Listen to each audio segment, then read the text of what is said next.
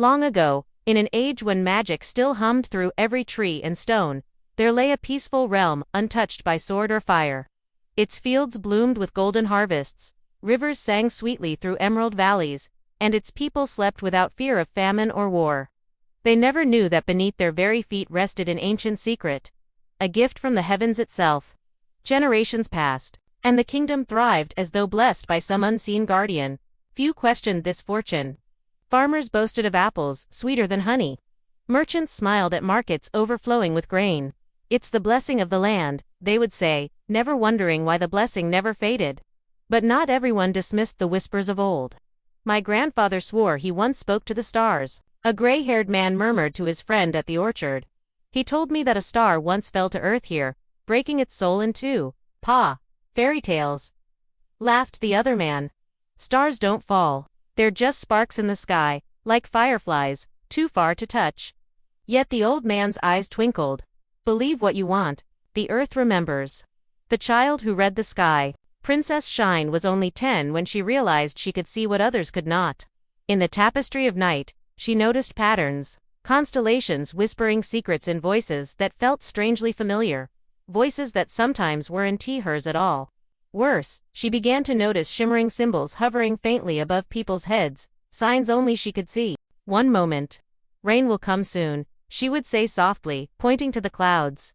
"But not today, Your Highness," gasped a maid once. "How did you know that girl was about to stumble? She hasn't even taken a step." Shine only smiled. "Watch."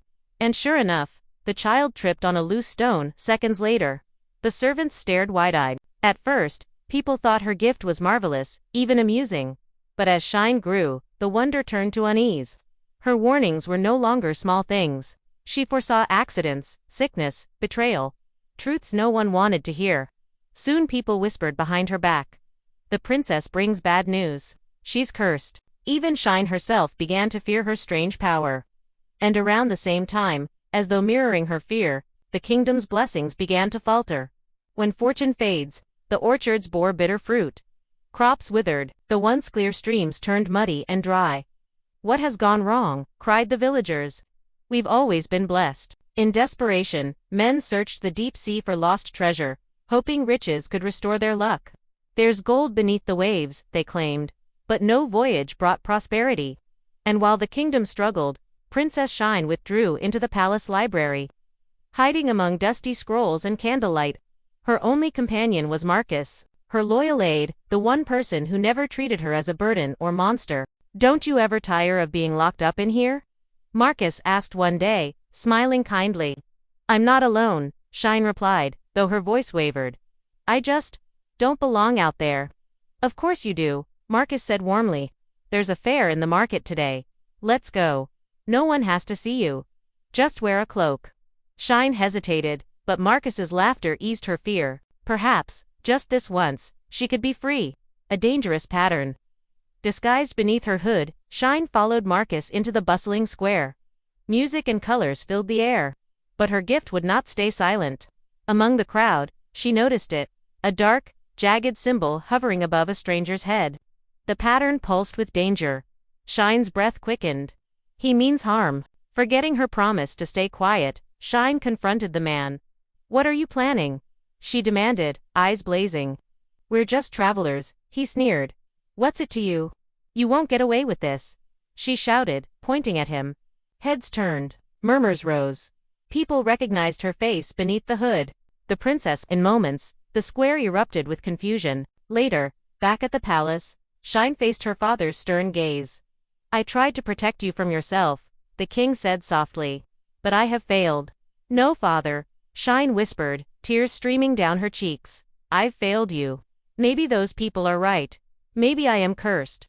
I see things I wish I didn't. I wish I could turn it off. I wish I didn't know the future at all. I must be ill. I'll stay in my room." The stars call. At night, thunder rumbled where no storm should be. Shine rushed to her window. In the heavens, a strange hook-shaped constellation glowed, pointing toward the horizon. Her heart pounded. This is no curse. This is a sign. Determined, Shine threw on her cloak, grabbed a lantern, and slipped into the night. She didn't fully understand where she was going. Only that the stars were calling her. In a field outside the city walls, the ground shimmered faintly, as though light was buried beneath the soil. Before Shine could move closer, beams of starlight erupted from the earth, spiraling upward. The air trembled. A force lifted her feet off the ground. She rose into the night sky, weightless, radiant, as though the heavens themselves were embracing her. At that moment, the fallen star, long buried in the earth, found its missing half. Princess Shine was not merely human, she was the star's living soul.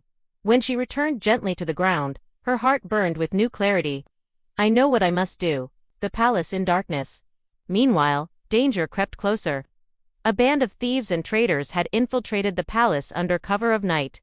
Extinguish every torch, one whispered. Darkness will hide us.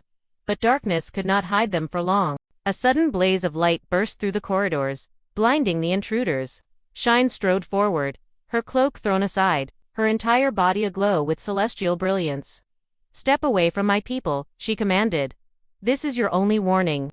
The thieves laughed nervously. We're not afraid of some sheltered princess. Think carefully, Shine said, her voice steady. If I surrender, you will regret it far more than if you do. Are you lost, princess? One mocked. Shine's eyes hardened. No, I have found myself. Raising her arms, she unleashed her inner light. A torrent of pure starlight surged outward, illuminating every shadow. The intruders cried out as the radiant power struck only them, leaving the innocent unharmed, and hurled them through the palace gates into the night. The star revealed. The great hall erupted in awe. The king stared at his daughter, speechless. Father, Shine said gently. I must speak. I see patterns in the sky and in people. Not to curse them, but to guide them. My gift is not darkness. An old advisor stepped forward, bowing. Your Majesty, I have suspected this truth for years. The princess is no ordinary child. She is the fallen star that blessed our land long ago. She is its guardian, its seer, and protector. Gasps filled the hall. That's why she could see the future, someone whispered. But why did our kingdom fall into trouble? Another asked. The king lowered his head. Because I feared her power. I told her to hide it. I am the one who silenced the light meant to guide us. No, father, Shine replied firmly. It was I who doubted myself. I let fear and judgment shape me into someone I was not. I turned away from who I truly am. The stars were never angry. They only waited for me to remember my own light. A princess transformed. At last, the kingdom understood.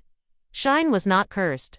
She was their beacon, a living star sent to watch over them. Your gift is heavy to bear, the king said softly. To see people's futures, to hold their secrets. It's a great responsibility. Shine smiled, her eyes steady and bright. I know, but I've learned something, father. With patience, wisdom, and courage to trust myself, I can carry it.